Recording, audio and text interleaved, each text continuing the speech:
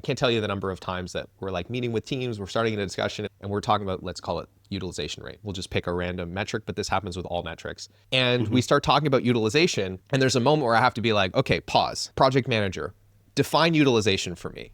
And they're like, oh, billable hours over capacity. I'm like, great. What is someone's capacity exactly? What does it include? What does it not include? They give me an answer.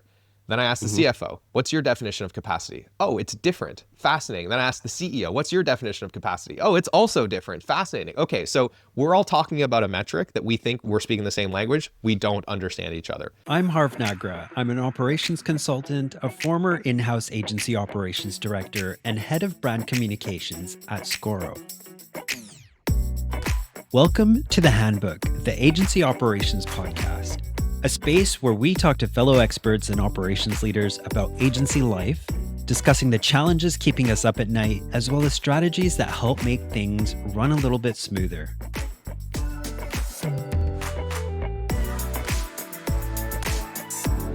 Hey all, welcome back to the podcast. Whether you're running a 20-person agency, you're creeping past 50, or surpassing 100, at some point you might find that your ops stop keeping up. Suddenly, you can't see the numbers clearly. Forecasts start falling apart. People are busy, but profit is flatlining. Your management team is frustrated at juggling too much. And the systems that got you here, they're holding you back from what's next. It happens to the best of us. One of my old bosses, if he's listening, will remember a picture I showed him of a leaky pipe held together with duct tape and about to burst. I was trying to make a point. So in this episode of the podcast, we're breaking down the growing pains that hit agencies at different thresholds and how to overcome them before they become blockers. We get into what actually needs to change, whether it's your data practices, operating model, or how you make decisions. And we bust a few myths along the way. So if you've ever felt like your agency's ops are built on duct tape and good intentions, this one's for you. And joining me for this conversation is someone who probably knows agency numbers better than most of us know our own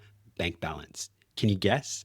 It's Marcel Petitpas, CEO and co-founder of Parakeeto. Marcel is the go-to expert when it comes to helping agencies improve their profitability, pricing, forecasting, and financial systems. He's worked with hundreds of agencies all over the world, from boutique shops to global teams. And he's got a knack for making complex financial concepts feel surprisingly clear. He's also the host of the Agency Profit podcast, a killer resource in its own right. Let's get into it. Marcel, welcome to the podcast. Thank you so much for being here. You're the first fellow Canadian I've had on the podcast. Hey, so yay us. That's amazing. What a time to be coming together like this. Exactly. Commiserating. But we'll do that off the record. Yeah. So Marcel, you talk to clients all over the world. Are there any trends or shifts you're noticing compared to the past couple of years? We're recording this podcast on April 3rd. So there's obviously a lot of stuff changing in the world. And of course, all of this is affecting agencies. But I think if we crop out from this moment in time that feels very acute, there have been a lot of broad sweeping changes from my perspective that have been taking place over a very long time. At the most macro level, the industry has been maturing in the same way that every industry matures, in that margins have just been getting worse over time. Competition has been increasing as all of the little barriers to becoming an agency have gone down. Opportunities to do digital things have proliferated, and the cost of getting into those digital things and educating oneself on those digital things has decreased. But what we found, especially in the last 5 years or so, is that there have been some major accelerants to that margin pressure. So I think a lot of people are realizing that it's happening. It's happened a lot faster in these last few years. And those two things have been the pandemic, which I think leapfrogged remote work, and the globalization of competition by like a decade, almost overnight, where all of a sudden people were like, wait, why are we hiring agencies locally when our team isn't even local anymore? And now all of a sudden it's like, oh wait, we can get really high quality work from geographies that have a massive cost advantage. And so that really accelerated price pressure in the agency space. While at the same time, you might recall during that pandemic, the cost of onshore labor went up 20 to 40% across most roles inside of an agency, especially specialized and technical ones. So engineers, designers, project managers, account managers, like there were salary reports that got published that showed massive increases in staffing costs throughout that time. So you were getting squeezed from both directions through the pandemic. And then just as everyone's recovering from that tidal wave, AI shows up and enters the chat. Yeah. And of course, we still haven't really seen the full breadth of the disruption, but I think we have seen some impacts, and the worst is yet to come and the best is yet to come. You could be on either side of that equation.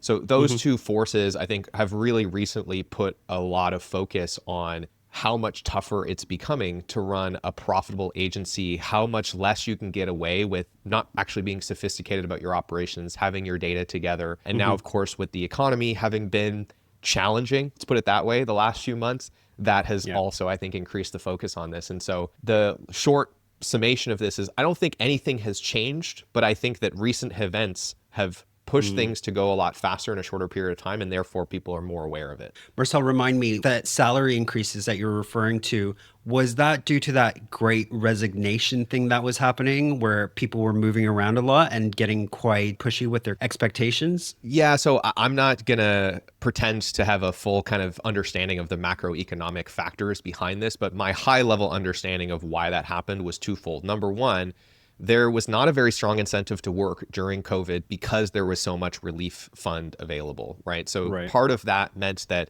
there wasn't a lot of pressure for people to work. There was this moment in time where the power dynamic in the labor market, especially the skilled labor market, shifted in a big way towards the employees. We did see this kind of mass resignation, people moving around. The push to remote work, I think, really opened up a lot of opportunities for people to start working in different geographies. And so, yeah, all of those things really contributed to this pretty steep hike in the cost of talent, especially as the demand for digital talent went through the roof in that moment. Because you recall, there was massive industries that were way behind on digitization that all of a sudden needed to catch up. And so the demand for agency services went through the roof. I know a lot of e-commerce agencies that did very, very well those 2 years, had multi-100% year-over-year growth rates. So they're trying to hire talent. Big organizations are trying to hire that talent in-house.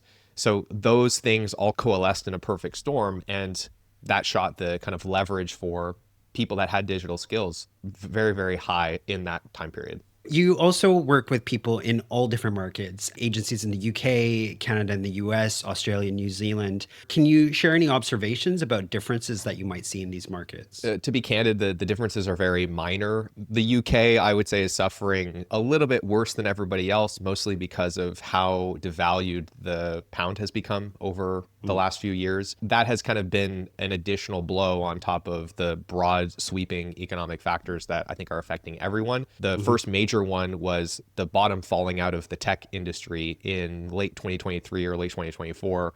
You might recall like Facebook's valuation, like all these big tech companies, the Mag 7, their valuations got cut. All of a sudden, investors were using the word profit, which they'd never really done before. The IPO market dried up. M&A started to dry up under the previous administration, where they were basically shutting down any major acquisition. And so the flow of venture capital into the tech industry really stopped. And AI is what has rebounded that. But we still haven't really gotten back to M&A. We still haven't really gotten back to IPO. So there's still a bit of a tenuous environment there. That was one big blow. And then the second thing that happened was a lot of the economic uncertainty that came with this most recent election and that we're still kind of dealing with now, where there's essentially a global trade war going on. Nobody really knows what's going to happen next. And therefore, we're not really in decision-making mode. So the thing we're hearing across every place in the world is no one's making decisions because no one knows what's going to happen next. Therefore, we have stalled projects, we have delayed projects, we have contracts out that haven't been signed. And the sales cycle has basically slowed to a crawl. Yeah, good point. Because I've been reading a couple of LinkedIn posts that, don't worry, service-based businesses are exempt from tariffs and all that kind of stuff, but our customers may not be. So before we get into today's discussion, bringing it back to kind of agencies and profitability, can you think of any mistakes agencies make of any size when thinking about their kind of FinOps? I can think of a lot of mistakes that they make when they think about their FinOps. I'll summarize the biggest one as being thinking of FinOps in, I'm going to call it the old school way, which is this linear way of thinking. Right. And we have to kind of go back to time and materials era in services, which was not that long ago, a couple of decades ago, when the de facto business model was time and materials billing. You get a client, you give them an hourly rate, you work that number of hours, then finance reconciles all of that. Like that billing model is inherently retroactive. We don't know how much we're charging the client until we've collected the timesheets, stacked it up, billed the client, right? So it made sense at that time for finance to be seen as sort of the primary owner of measuring the performance and profitability of the business, because the finance workflow, which is inherently retroactive and is about reconciling data from the past, was well suited to that function. And so you really kind of had this like sales went out and sold things, delivery did things, and things flowed from sales to delivery and then to finance. Yeah. But today, with the proliferation of alternate billing models, very few firms are exclusively billing on time and materials. Most of them have multiple different billing models. There's also been a proliferation of different staffing models. So most firms have full-time employees, part-time employees, contractors, white label partners, people that are somewhere in between all of those things, right? All of those complexities have made it such that you don't have such a linear flow of information, and timeliness is becoming more important, and the complexity of operations has gotten much higher. And so finance really should no longer be seen as the place that we push all of this information and then have them try to figure out what's going on. And I think increasingly people are recognizing that this is not really a fair thing to be asking them to do, because it requires so much context and it requires so much complexity to really interconnect what's happening in sales, what's happening in operations to what's happening in finance, and get a real picture of how the business is performing and how changes to the business affect the rest of those things. Absolutely. And I think it's just so important that that kind of education trickles down to literally everyone, reminding themselves that we're here to make money. Here are the ways we need to do that and the rules we need to play by in order to make sure that we're profitable, right? Yeah.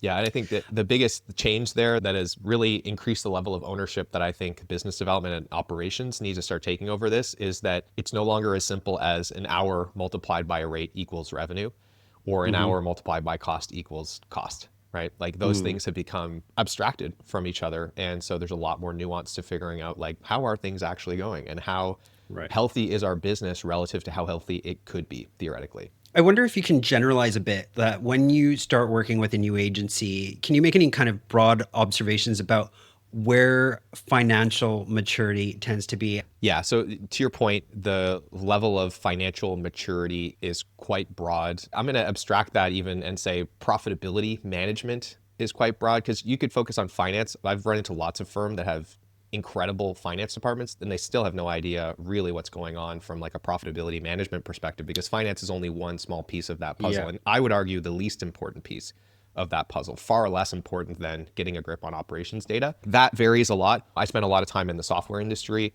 My co-founder, Ben, he spent a lot of time in the home services industry. And you might find this kind of alarming, but I would argue that the average level of sophistication for like a plumbing or landscaping company when it comes to this stuff is actually quite a bit higher on average for the same size of company than what we've seen in the agency industry. The margins are a lot worse in home services than they have been in agency, but now we're starting to get to that same place where it's like, oh, we really need to take this seriously. Otherwise, we're going to start failing as a business. We're going to start losing money, and it's becoming increasingly challenging. So I think agencies are behind, A, because they didn't really need to pay attention to this, and B, because a lot of creatives that start firms, this is not really what they're interested in. And so they're going to put that off as long as they can, right? As long as the money is good, they don't have to deal with this stuff. And that's generally going to be their tendency.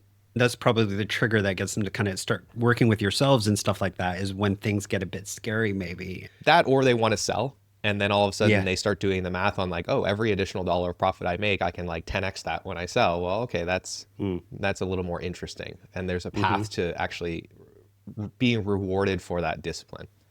Right. So I talk about business maturity here a lot, and that's not necessarily tied to headcount. But I'm wondering, if we were to look at headcounts, Marcel, what thresholds do you notice agencies start to outgrow their systems and processes and need to level up? The simple answer is every time a layer of management is getting installed in the agency, that tends to correlate to one of these sort of ceilings. And there's a lot of vectors to those ceilings in terms of what makes them challenging. Some of them are tactical, some of them are strategic, and some of them are psychological and emotional, and they have to do directly with the founder's ability to grow to that next level of leadership in the organization. So you see the first one, you know, it depends on how many founders there are, but let's assume that it's like a one founder company. The first one's around 10-ish, give or take a handful of employees. So you're getting to that like maximum number of direct reports. And usually at that stage, the founder's having to install that first layer between them and the client work. So typically you need some level of financial acumen at that point in time to know what's going on, because you no longer have your finger on the pulse directly with every client. The next major one, this is the one that we deal with a lot at Parakeeto, is that first real level of middle management, which tends to happen around 30-ish, give or take, let's say 5 to 7 employees, where you're finally having like a CEO or an executive suite, and then a layer of people that are kind of managing each department in the organization. You probably have like a person overseeing delivery, a person overseeing sales, a person overseeing operations, and maybe the CEO is playing one of those roles, but you really kind of have a sophisticated layer at the middle. And that is usually where you really start to feel the pain of not having any way to measure how everyone's doing and hold them accountable. And I think more importantly than holding them accountable, empower them to assess their own performance and to be able to make decisions and make judgment calls based on objective information that everybody agrees on. And that last part that everybody agrees on is nuanced, but should not be overlooked, because it tends to be one of the biggest challenges. And then similarly, around 60-ish employees, give or take 10, that's when you're installing a C-suite. So you, at this scale of business, typically you have 3 levels of management. You have your executive level management, you can have your middle level management, and then you might have some kind of leadership at the delivery level of the organization.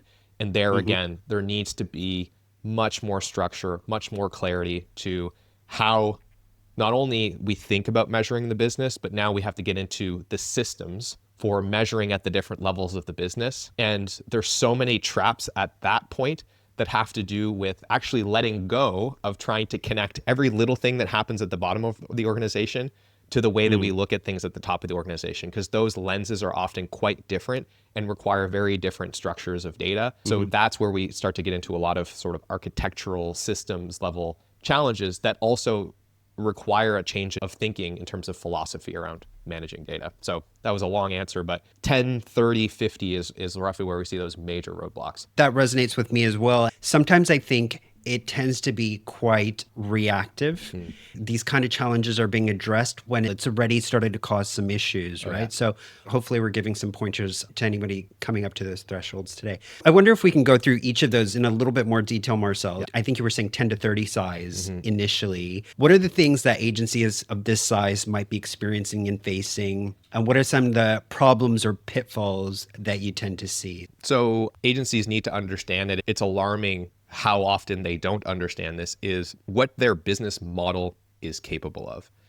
And so I ask this question all the time to agency owners, which is, if everything went perfectly, how profitable would your agency be? How much revenue would you make? What would you spend on delivery, on overhead? How much net profit would the business generate? And they often don't have an answer to that. What they respond with is their goal. And I'm like, okay, well, I can appreciate that that's your goal, but mathematically, what is the limit of what your current business model is designed to do? And it kind of catches them by surprise. But this is actually just a math formula. You have a certain number of people on your team. They get paid a certain amount of money. They work a certain number of hours per year. There's a certain number of those that could possibly be used to earn revenue doing client work. You have a way of pricing that sets a target for what you expect to earn from that. That formula, it's pretty straightforward, tells you how much money you can make. And then you should theoretically have a model for what do you expect to spend on things, overhead, your office, sales and marketing, et cetera. So there should be an understanding of, there is a best possible outcome, the way that this business is currently structured. What is that? And that container is so important, because without it, how do you interpret any information, any actual measurement of data? Oh, our utilization rate is 52%. Is that good or is it bad? You can't answer the question unless you know what it theoretically could be. Our average billable rate on this project was $178. Is that good or is it bad? Well, you can't answer that question unless you know what you expected it to be in the first place. And so the first fundamental thing is, do they understand their model? And is that model capable of accomplishing their goals as an organization? And is it based on assumptions that are realistic? That's kind of the first major thing. And then it ties into pricing, which is another area that I'm alarmed at how few firms actually understand how profitable they expect to be when they've sold something. They know what their rate is. They often don't know why their rate is what it is. They know how many hours they think it's going to take. They multiply it by the rate. But when I'm like, okay, but what's the margin that you expect to make on that? And how do you know that that's the right amount of margin to support the rest of the business? Very few firms have an answer. So those would be the first 2 major components: is make sure you understand your model, and make sure when you sell things, you have an understanding of how much money you expect to make. Then we can kind of start to get into more advanced things like forecasting and some basic feedback loops to make sure that we're on track. So at that size, Marcel, what do you think are the most important things to address that can have the biggest impact? Yeah. So assuming that you have a basic understanding of your model and you're pricing things intentionally, right? So you know that you're selling things in such a way that you're setting the business up for success. The next three challenges that we tend to see people face in that journey from, let's say, 10 to 30 plus is, number one, the founders are having to step back from the day-to-day. So they're no longer to be in touch with what's going on in the business. They need to now empower other people to be accountable to and measure results. And the timing of hiring and letting people go and really managing staff relative to demand, that becomes significantly more important. So the ability to forecast, and in particular, forecast at the executive level, which I think is very different than forecasting at the delivery level. And we'll talk about that. So on that point, the first major piece at this point that we like to install or that we find is very helpful is something I call top-down forecasting. And top-down forecasting is really the idea that when you're at the executive level in an agency, the conversation at that level around staffing tends to look a lot like, what if this, that, or the other thing, right? What if we close these 4 clients that are in the pipeline? What if we don't? What if they sign next month instead of this month? What if this person who seems a little disgruntled quits? What if we were to shift this person's role and put them over here instead of over here? What if any combination of those things were to happen? And so it tends to be a very fluid conversation where we're evaluating a whole bunch of different potential outcomes and then making decisions based on our analysis of all of those potential outcomes, because we very rarely have perfect information. The system for forecasting, in order to facilitate that kind of conversation and decision making, needs to be really quick, needs to be really fluid, and often needs to be abstracted away from detail. That's the big thing. And the problem that I see most agencies face is the way that they're forecasting is by trying to take what their project managers are doing each week to decide, who's working on what task, and using that to have this very fluid conversation. And it does not work. It doesn't work because you can't go and update 1,000 task assignments every time you want to run a different scenario, because it takes, in some cases, hours to do that. And the majority of the time when you get to the meeting, something's going to be out of date because there's too much change happening at that bottom level. And so it's not to say that that bottom up resource planning that project managers do isn't useful. It's extremely useful for the job that they're doing, but it's not very useful for the job the executive team is trying to do, which is looking over broad time horizons and highly variable sets of uncertain data, which does not bode well for a system like bottom-up resource planning, which is kind of inherently based on the assumption that we have a short time horizon and we have a high degree of certainty with the data. So that's the first thing, is installing a top-down forecasting system that is radically simplified. And that's one of the big kind of mental shifts that we have to work through with clients, is the fact that this is really simple and lacks detail is the feature, not the bug. And the fact that it's disconnected to a degree from what your project manager are doing, again, is the feature, not the bug. So it doesn't rely on an unrealistic expectation, which is their forecast will be super duper up to date and quick to update at any given moment in time, because that's just not really what that system is designed to do. Correct me if I'm wrong, and I am probably wrong, but the way your kind of approach to this works is based on trends with past projects of a similar size and scope. Is that kind of the idea? So there is a level of sophistication where that can start to happen. That typically is something that we'll work on later. So when we talk about this next stage of growth, the kind of 50 plus, usually at that scale, you have enough maturity and enough data to be able to start using time tracking data that's really, really well structured to build your own algorithms to say, oh, we're selling a website. The budget is roughly $400,000. Well, if you have enough data, you can literally just build linear algebra that says, okay, well, that's roughly this many hours of design, this many hours of engineering, this many hours of project management, because that's what it took in the past, and then dial that up or down a little bit. So you can start to, with well-structured data, do that algorithmically. In the early days, it's really as simple as saying, let's take the scope of work that sales put together and just simplify it down to 3 to 6 buckets. How many design hours, engineering hours, project management hours, and strategy hours is this going to take? Then let's also resource plan, like bucket all of our team members into one of those 3 to 6 buckets, and they're exactly the same. And so now we have this really simple system where everything that sales produces, it's going to eventually get broken down into a gazillion tasks. Don't worry, PMs, like you still get to do that fun stuff, right? Great. But it all has to ladder up to this much simpler data schema which is this abstraction layer of what we call these role categories. What role category is this time estimated to? And then similarly, all of our resourcing, we can break it down and assign individuals to tasks, but everybody has to ladder up to, again, one of these role categories. So we have this much simpler space where if we want to update a project and say, oh, what if this project closed next month and the scope increased by 20%? Well, we can update a date field and 5 estimates of hours instead of updating a date field and an estimate of hours for 300 tasks.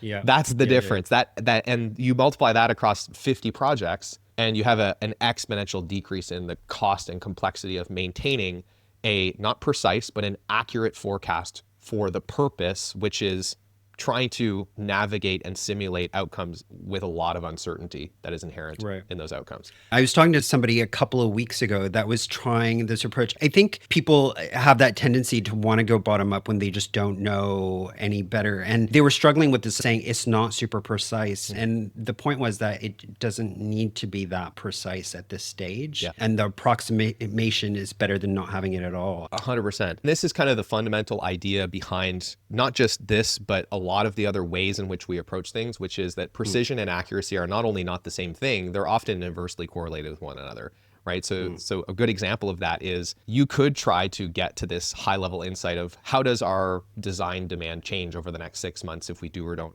get these, projects. But if there are 5,000 task assignments that make up that insight, and each of those task assignments has a 1% chance of being out of date, well, there's a 5,000% chance that that system is fucked at any given moment. But excuse my French, right? That is a perfect example of the precision of trying to build that castle out of granules of sand is exactly the reason that you will never have an accurate output. The precision is the problem. And so the goal there is to say, okay, well, let's round the edges. Let's broaden these time buckets. They won't be as precise, but for the type of insight that we're trying to look at, which is inherently uncertain, we have a much more accurate lens on that, because the context is different than, what a project manager is often trying to do, which is like, what does next week look like for Harv? So are we going to be overworked or not? Are we going to have enough resources to do the design thing? That's such a different question and a different context. And that's why the tool should be so different for that. Really, really good point. Let's jump forward to that kind of next threshold, which was, I think, 30 plus is what you were saying. What kinds of things do agencies of this size experience and face? And what are some of the problems or pitfalls that you kind of see? This is where we start to get into installing a real tight framework within the organizations. There's 2 big problems that I see when you get past 30. You're starting to approach C-suite land. Like, okay, we're going to have C-level executives. So problem number 1 is there isn't a common language within the organization. So I can't tell you the number of times that we're like meeting with teams, we're starting a discussion, and we're talking about, let's call it utilization rate. We'll just pick a random metric, but this happens with all metrics. And we start talking about utilization, and there's a moment where I have to be like, okay, pause. Project manager, define utilization for me. And they're like, oh, billable hours over capacity. I'm like, great. What is someone's capacity exactly? What does it include? What does it not include? They give me an answer. Then I asked the CFO, what's your definition of capacity? Oh, it's different. Fascinating. Then I asked the CEO, what's your definition of capacity? Oh, it's also different. Fascinating. Okay, so we're all talking about a metric that we think we're speaking the same language. We don't understand each other. So that's problem number 1, is you often have you don't have a common language across the organization. And that is extremely problematic because people are interpreting things differently. You end up with these very material skews. You have these very different expectations. The CEO thinks we should be at 95% utilization, whereas the CFO thinks we should be at 60%, but that's not because they have difference of opinion. They're just calculating it differently. Those implicit problems need to become explicit, and we do that by saying, let's decide on a framework. What are the metrics we're going to track? What are we going to call them? And exactly how are they going to be defined? And exactly how are they going to be measured?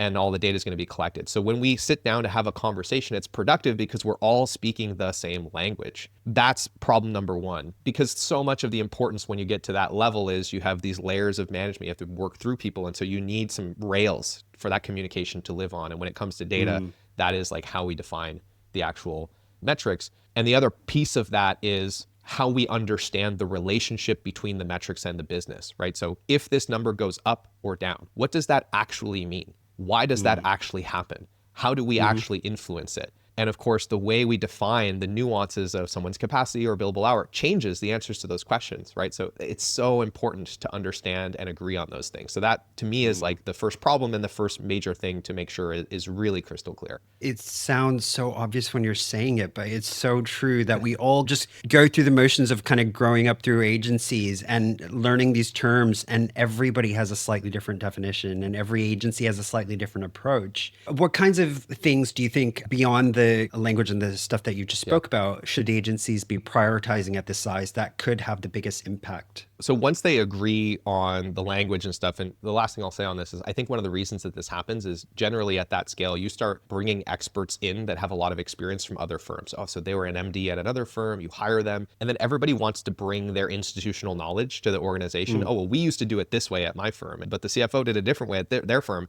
And that's all great, but like we got to get on the same page. We can't have everybody bringing their own playbook. From there, once we've agreed on the framework, then I think this is where we have to be really considerate of system architecture. And there's some big kind of ideas that are important. Precision versus accuracy is the first one. The executive level visibility into the business is often going to be very, very different than what middle managers and kind of direct delivery managers are paying attention to and how they're thinking. And so the next step is saying, what are the questions that we need to answer or the decisions that we need to make? How often do we need to make them? That should start to inform what does the report look like for the different departments at the executive level, at the middle level? What's the time increment that we need to be able to calculate things at? And what's the level of sort of fidelity of the data and where is it going to come from? And what I found is that absent that discussion, what you end up with often is a system where we fall into a whole bunch of precision traps. So I'll give you a few examples of this. Somebody on the executive team is like, oh, we should be measuring this on a daily basis. But they have that meeting twice a month. Right. So you spend 10 times more on the operational execution, the tooling. Like it's so much more complex and expensive to measure that metric on a daily basis. It's all waste. It's all complete waste.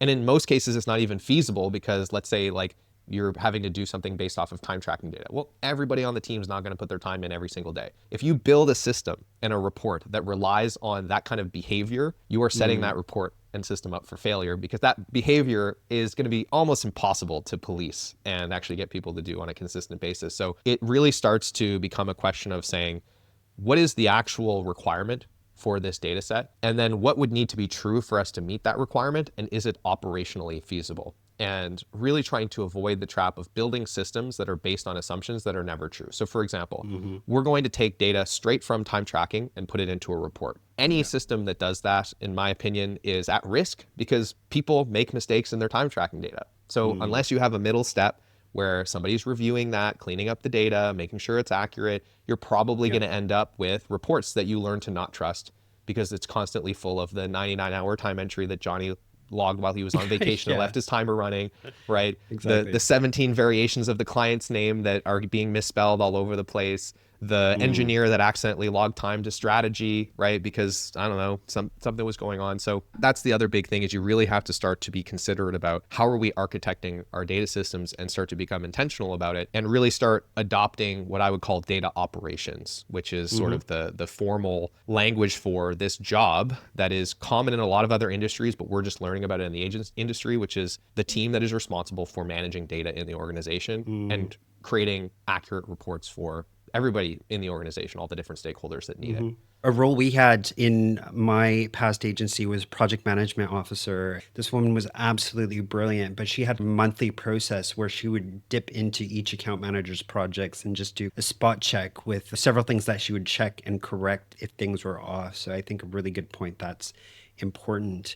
I want to bring it back to that kind of top-down forecasting. So you were alluding to like how those agencies that were 10 to 30, and now we were talking about the 30 to 50. How does it differ? So this kind of gets us into a little bit more tactically. When you're going from like 30 to 50, the feedback loops become really important. From the 10 to 30, we talked about the model, we talked about pricing, we talked about forecasting. All of that is really about having an understanding and a way to structure data around our assumptions, right? And just being really explicit about these are the assumptions that we make about our people, how much they get paid, how much time they work when we sell a project, how much time we're going to invest, how much money we're going to make, and having a way to project those assumptions out into the future and basically just validate, like, are we playing to win here? Are we making decisions and assumptions that theoretically should lead us to success? When you're below 30, management accounting and a couple of simple operational numbers are enough to kind of help you identify if there's a major gap between your expectations and reality. But as you start to scale, that becomes increasingly important. And so that's really about like 3 operational numbers. One is utilization rate. How busy did we think the team was going to be? How busy were they actually? And how that's defined becomes really important. The second is average billable rate. How efficient did we expect to be at earning revenue? How efficient were we actually? And the third is average cost per hour. How much did we expect to spend on labor? How much did we actually spend on labor? And those can all be measured operationally without the need for finance. And if you have a good grip on those 3 metrics, you will never be surprised by your P&L again. So I find those to be really important. And those are mostly just about matching up 2 sets of data to time tracking. For utilization and average cost per hour, that's people data. Who are the people? How much did they get paid? And how much time did we expect them to have available and to spend on client work versus what actually happened? And then the second for average billable rate is projects. What is the project? How much did we sell it for? How much time did we expect to spend on it versus what actually got spent and by who? That's really the math, right? I'm radically simplifying that because, as we just said, the systems to get all this data together and measure it that's non-trivial, but those are kind of the key feedback loops there. And then at the finance level, it's quite simple. It's like, how much money did we collect from clients? How much of that is actually ours? That would be what we call agency gross income. What did it cost for us to earn that money? So that's all of the money that got spent on delivery, which is mostly going to be payroll and softwares. And that ultimately gives you what we call delivery margin, what should be called gross margin, but I don't like to call it gross margin because I'm sick of arguing with accountants over semantic issues. That's really important. And is that really above 50%? Are we keeping more than 50% of every dollar that a client gives us after we've finished the work? And then what are we spending on overhead? And are those ratios healthy? That's like really kind of the simple set of feedback loops that we want to have so that when we're doing all the first things we talked about, understanding our model and forecasting, we should know where we expect to land. And then we're able to identify where we're actually landing. And then that really allows us to identify what is actually the problem, right? If we're not reaching our potential, what is that related to? And it's pretty much always related to one of 2 things. Either our utilization is not as high as we expect it to be, or our average billable rate is lower than we expected it to be, or a combination of those 2 things. And then it becomes very, very clear what we need to focus on. And that at that scale is so important because you have so many people, you've got to be clear and focused because it takes a long time for that initiative to make its way all the way down to the execution of the business. And that needs to be fairly consistent for it to actually start to take effect. Really good advice, Marcel. We're coming towards the end, but quickly, time tracking, it sounds like you're an advocate. Tell me, good, important, or not so important? I'm a huge advocate for time tracking. I'll go as far as to say that I think it's irresponsible to run a service-based business without it. To me, it would be the same as running a restaurant and not really having any idea what your food costs are. The misconception, I think, around time tracking is that that has to be timesheets. I would abstract the definition of time tracking to be having a record or at least some kind of a model of where time is being invested because it is your biggest variable cost.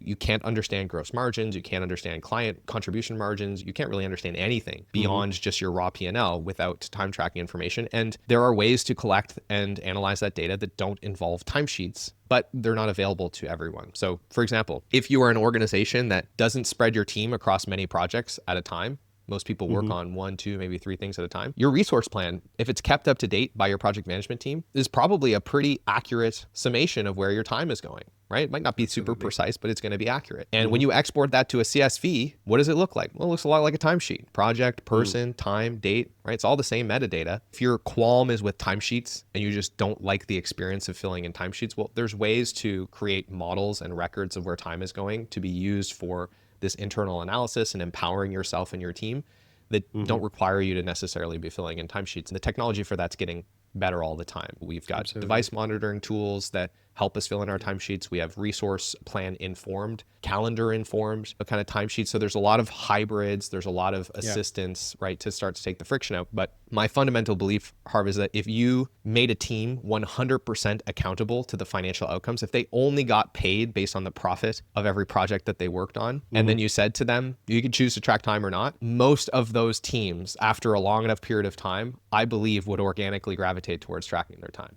right? So if you're struggling with this culturally, it has to do with how it's being discussed, how it's being used, how it's being enforced. There's a deeper problem because inherently time tracking is only healthy for the organization when it's properly done. That's my belief. Absolutely. Completely agree with you. A couple of examples that you gave that I think are just so effective. The resource plan informed, it makes it so easy for somebody that has their schedule planned to just say, was that accurate or does it need to be adjusted slightly? And there's no timers involved. There's no timesheet tables involved. It's just a tweak to the schedule. And I think for those of us that kind of plan our calendars, that's another great way if you can just tag it to a project or a task, something like that. The thing I'll say on time tracking is this is another place that I see people fall into a precision trap all the time of I go in and I'm like, hey, how's your time tracking? They're like, oh man, our compliance is so bad. You know, people don't get their time in. And then I go and look and it's like, okay, well, you're asking your team to track time against the subtask, within the task, within the milestone, within the deliverable, within the phase, within the project. It's too much detail. They have to make 19 decisions just to log a time entry.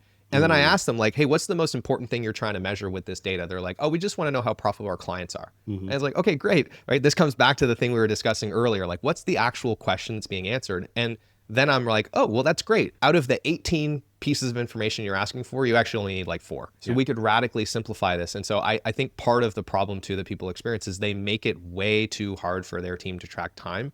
And when you really double click on it, the vast majority of the metadata that they're going after isn't necessary. They're like tracking it just in case as opposed to tracking on a purpose. So that's another like example of trying to be too precise, and it actually comes at the cost of accuracy because now you don't have enough information to answer the question in the first place. We've covered a lot today. So if an ops person is listening to this and feel like they've got a load to learn or a lot to fix and they want some more advice, where can they reach out to you or your team and get some more information? Yeah, well, the first thing that I would encourage everyone to do, in particular, if that segment about the framework really resonated with you of like, oh yeah, you know, we don't agree on what metrics to track or how to calculate them. We have a free resource called the Agency Profitability Toolkit.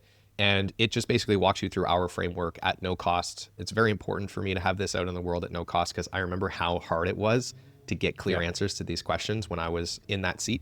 So you can get that at parakeeto.com/toolkit.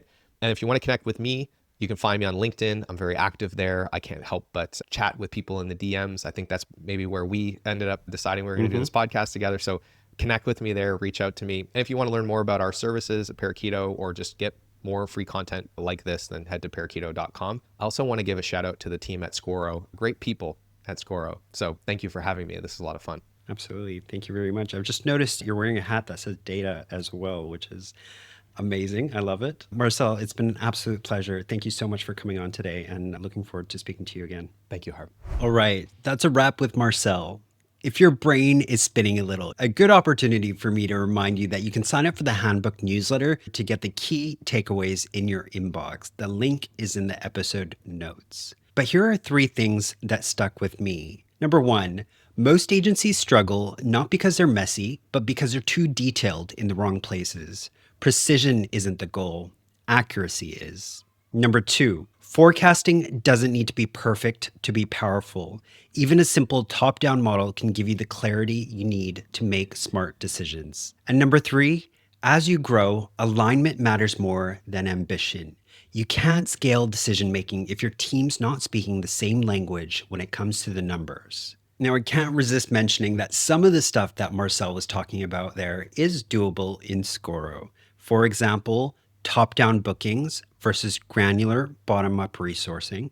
Next, simplified time tracking by just confirming or adjusting what's in the resource plan for the day, or assigning meetings in your calendar to projects or tasks. And finally, financial visibility at a glance, so you can see how much capacity you have left next month or how you're tracking against your target margins. A huge thank you to Marcel for dropping so much wisdom. You can check out his Agency Profitability Toolkit on Parakeeto's website. It's a free resource that walks you through the frameworks we talked about today. And make sure you give the Agency Profit podcast a listen as well. We'll put links to both in the episode notes. If there's a question you want me to put to Marcel to share in a follow-up, please email me at podcast@scoro.com. And if you've enjoyed today's episode, please share the episode with someone who would enjoy it.